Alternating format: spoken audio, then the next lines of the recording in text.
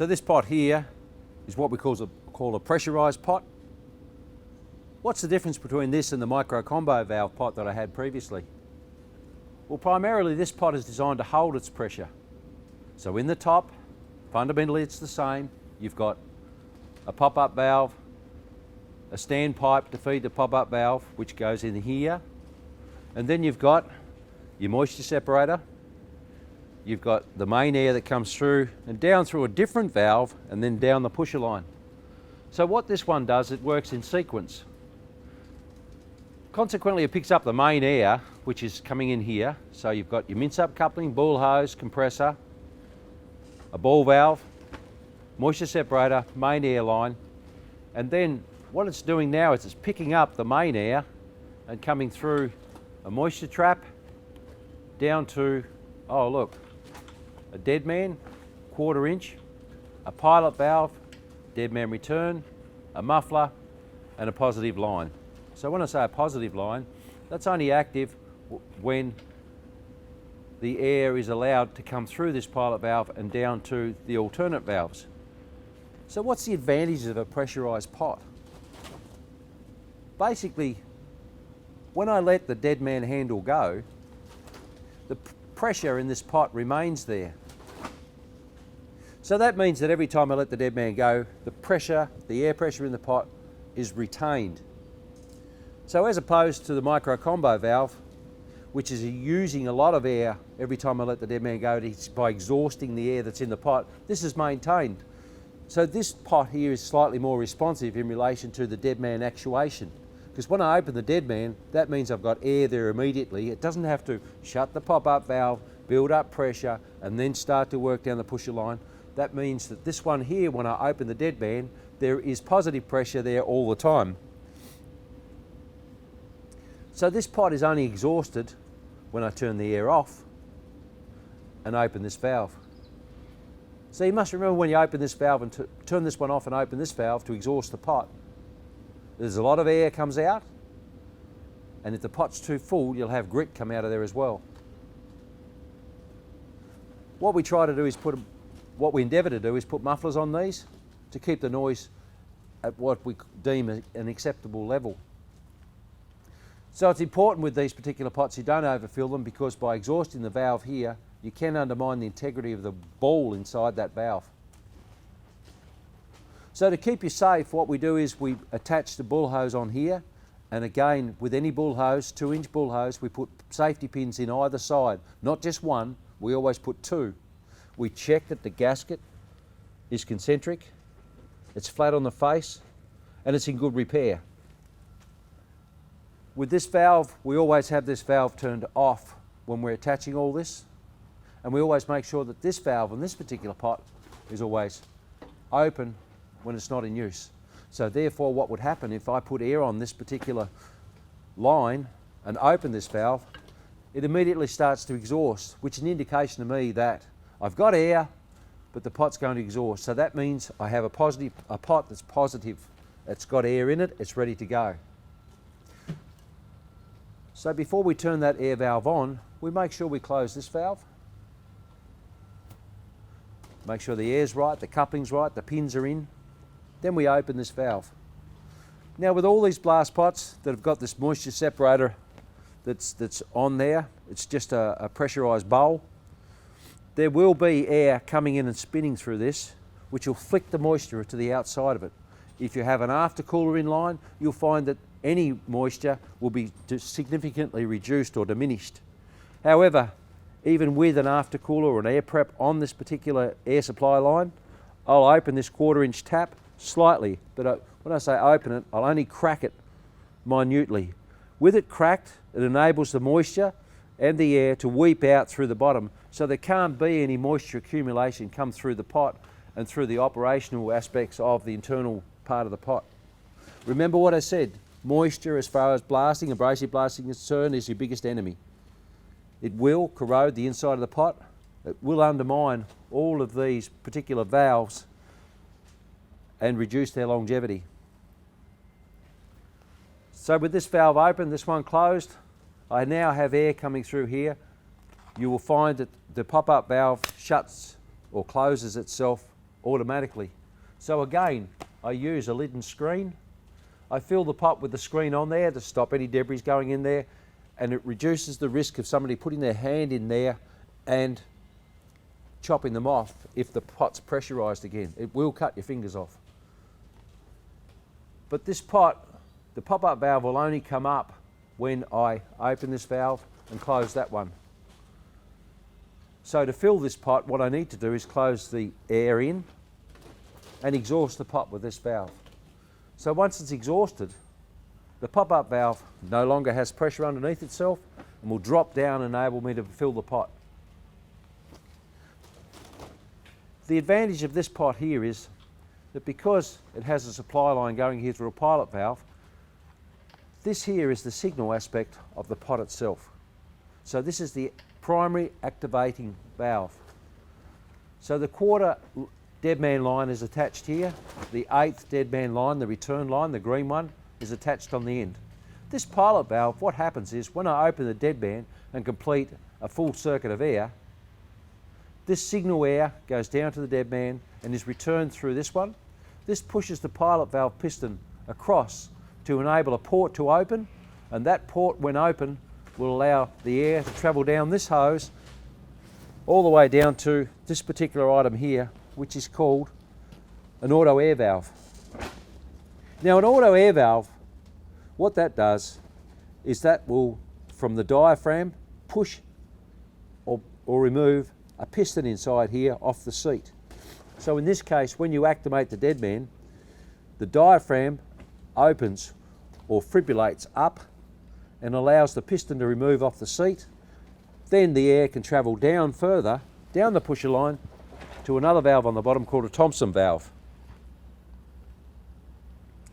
On the top of this pilot valve here, we have a little exhaust port, which is called it's actually a muffler, this small round section. Because it's a blast pot, it doesn't mean that it's okay if you get it dirty. You must keep all these areas clean. Now also too, you'll notice standing on the top here is another pressure relief valve. The pressure relief valve is designed in such a way that if there's excessive pressure put into this blast pot, this is the safety relief valve.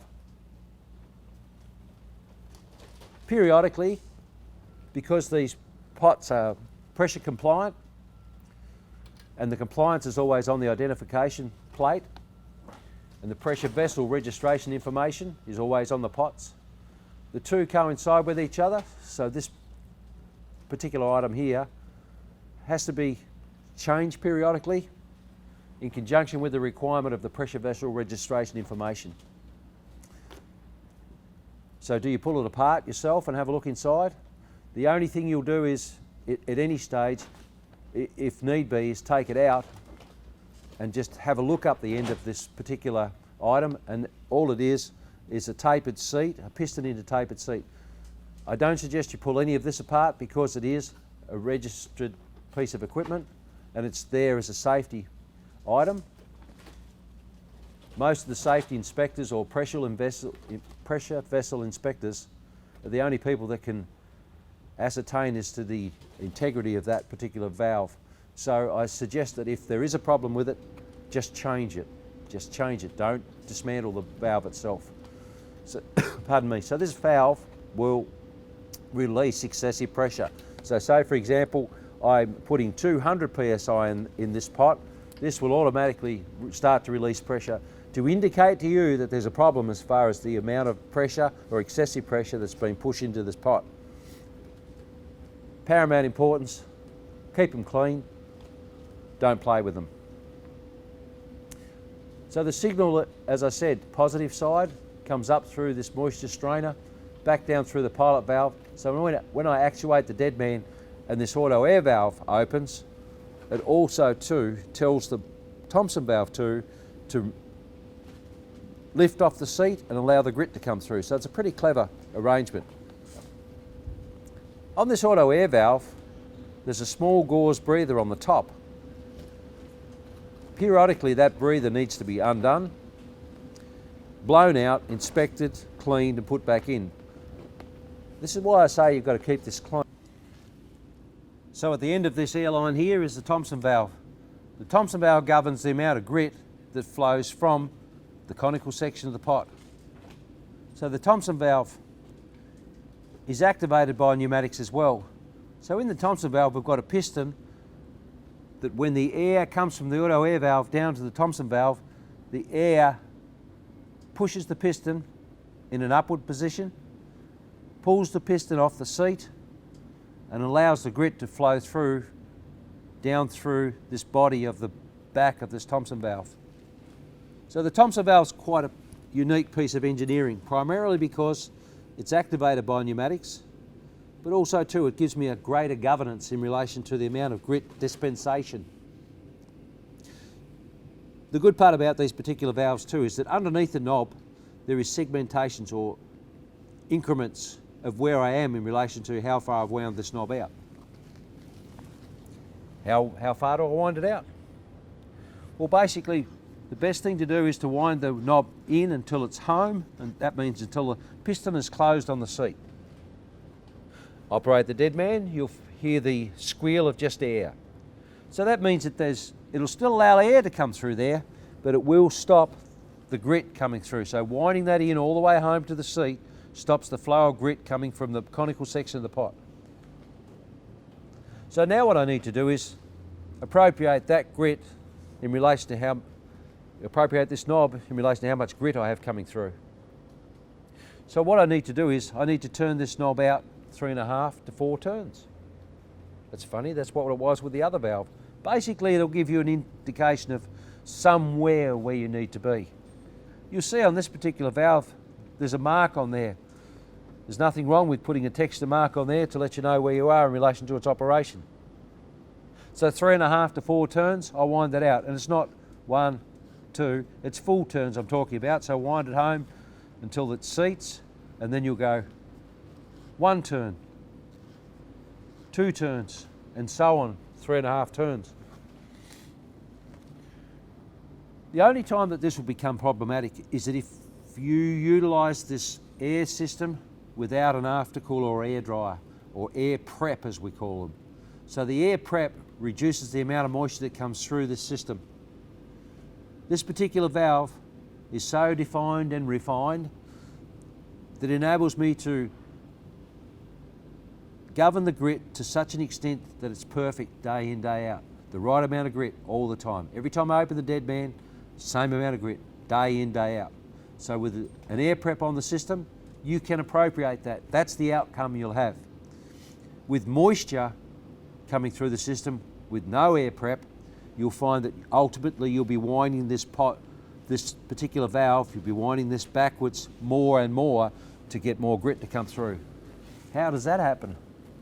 Well, basically if you're pumping air in here as well as moisture, the moisture accumulates with the grit. The grit will tend to consolidate, so you'll have a spasmodic flow of grit. So it won't be even. You'll have dry grit, moisture impregnated grit, dry grit, moisture impregnated grit. So this poor valve has no idea what's going on. So ultimately you have to keep opening the valve to get the grit to flow, to get it to run through. So it's a false economy. No air prep, no aftercooler, moisture in here. You're moving this all the time, so the operator becomes frustrated with the fact that he's got grit, no grit, grit, no grit. All of a sudden he's got too much grit. So to appropriate this valve with the air prep in the system, once you set it, you'll find that you'll be able to leave that in the one position all the time. So remember what I said about appropriating the grit as far as dispensation is concerned, where it exits the nozzle. If you hold the nozzle up with the dead man depressed, you'll be able to watch the mantle in the end of the blast nozzle, and that's the mix of air and grit which give a blue colour. It'll be a blue colour, definitive blue colour when you hold the nozzle up to the light. So once you get to that, you know you're pretty right. So if I've got too much grit, you'll hear it. The noise from the nozzle is dull. If I don't have enough grit, the noise from the nozzle is quite sharp. So remember with grit dispensation from a valve such as this, less is more. So don't flood what you're trying to blast with excessive grit. You'll find you're more productive with less grit exiting this particular valve. But as I say, if you want it out 3.5 to 4 turns, that's about where you need to be. Also with this valve, it has a coupling on the face side of it. And again, these couplings have what we call gaskets in them. Every day you will need to check this particular gasket, every day. Primarily because where the hose is connected to this, so on the end of the Thompson valve here we have a coupling. This is called a brass threaded coupling. The brass threaded coupling is normally put on with a bit of thread tape, primarily because we have to make sure that it's sealed. What can happen is if it's not sealed, the abrasive can mix with the air that escapes out where it's not sealed on the thread and undermine the integrity of the thread and the coupling itself. Now here's an important note. In this coupling is a small thing called a gasket. It's imperative that this gasket's checked every day, or at the end of each blasting day, you check the gasket for its concentric value, the face of each side of the gasket, and also too, if the gasket has been under stress, it'll tend to cut one side out of the gasket, and you'll see it quite clearly where it's been undermined as far as its wall strength or face is concerned. So this gasket is checked every night. So how does this gasket become undermined when it's stuck in something like that that's sitting still? It's relatively simple. The blast hose that attaches to this, you can see also that this is a claw coupling that attaches to this particular fitting like so. So in this fitting as well, this is a long series coupling. It has another gasket. Now this gasket here has to marry to that one there to seal it. To seal the air, stop the air and grit coming out of the fitting. It also has 2 holes in there for a safety clip. Safety clips in this particular item are mandatory. On the blast hose itself, 1 clip is not adequate. There's 2 holes, utilise the 2 holes with 2 clips. Clips are mandatory. Whip checks, mandatory. So the whip check goes on to the primary fitting. It's extended out with no slack on the secondary section. So with this gasket and this gasket, by coupling these 2 together, and first what I'll do is I'll put my whip check on, slide it underneath so it's out of the way, bring your hose around and twist that coupling on there. Now if you have this hose twisted up, you'll find that it'll want to twist back all the time. So appropriate the hose to take the torque off the hose so it twists back onto that coupling easily. Now if I put 2 pins in there, and for this exercise I'll just put the 1. So if I put the 2 pins in, what I'll find is that holds that coupling nice and still. However, if you don't have a nice big long radius on this hose and you pull the hose around like so, you can see here that it's starting to create a restriction in the hose, but consequently what it's doing is it's creating unnecessary torque or thrust on these gaskets inside. So by pulling it round like that, it's putting torque on those particular gaskets. So what that does is the gasket is no longer seating square. So to put it in realistic terms for you, if you twist that hose to one side, this gasket here is squashed down that side and lifting up that side. So ultimately the air will start to pass through that gap and cut those gaskets out relatively quickly. If it starts cutting the gasket out, the recess in this fitting and the claws and the face edge are all undermined by the escaping air and the consequential grit that comes with it. So not only do you undermine the safety aspect of this particular fitting, premature wear, unnecessary replacement of this primarily because the grit has attacked all the parent metal as well as the gasket, and you need to replace it because it's deemed unsafe. If you leave that and it's escaping air and grit, the consequence is someone can get hurt. Also too, what happens is that the air and the grit escaping can be pre-directional to the frame, to the ground, to the operator, the pot tender, also too to the pot itself. So the grit can actually continue to blast the bottom of the pot and ultimately will undermine the integral wall strength of this particular pressure vessel. So remember, it's a pressure vessel, it has to be compliant. You cannot weld to this, you cannot put extra lugs on it, you can't weld a hole up if it is the consequence of escaping air and grit. It is a pressure vessel. If you've undermined the integrity of the wall of the pressure vessel, it's deemed unusable. So of course with this particular item comes the two hoses.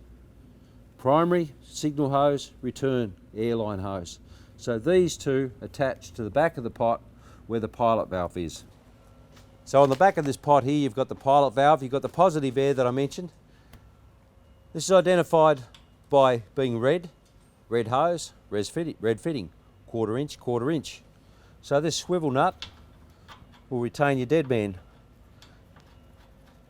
As I mentioned before, they're brass fittings. Be careful not to over tighten them or cross thread them. So there's your return signal air, that goes on like so. So now I have appropriated this to activate the pot. These must be tight though, not over tighten them, there's no need to. Appropriate spanners to do the job would be a good idea. Also too, there's nothing wrong with using shifters for this, but it's important to remember this too.